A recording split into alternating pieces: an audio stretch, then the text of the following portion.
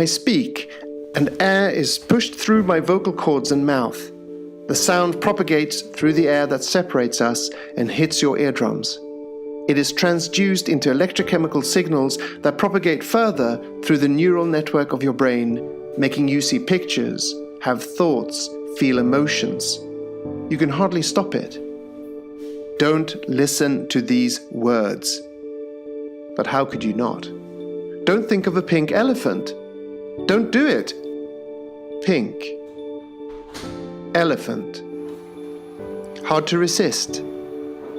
Reading words has the same effect as hearing them. Scanning a row of graphical symbols evokes pictures in your head and makes you feel things.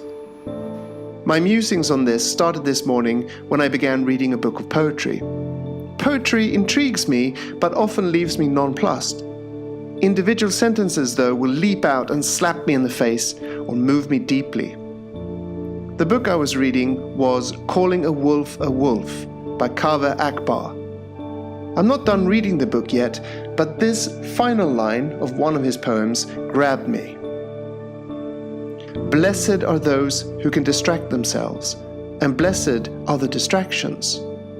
A fussy purse of belly fat, a bit of mint growing wild along a driveway, china plates piled high with food so pale you pepper it just to see it's there. Those words did interesting things to my brain, perhaps to yours too. In his book on writing, Stephen King shares an interesting point about his approach. He sees writing as a form of telepathy. The point is not to transfer a detailed description and have the reader render it into a precise image in their mind. The key to effective writing, King claims, is to prod the reader with words so that they conjure up images of their own. Words can make you see and feel things. Unless you're struggling to understand them, perhaps speaking on a noisy and busy street or struggling with a language not your own, the process is automatic and involuntary. I'm reminded by the graffiti that was outside the woodworking shop at my first school. Someone had written, "Whoever reads this is stupid." Too late. I'd read it. The line continued to incense me every time that I had woodwork and saw it again. Eventually, I learned to look away. I'm also reminded of the stand-up comedian Russell Brand, who has a bit on stage where he talks about masturbation.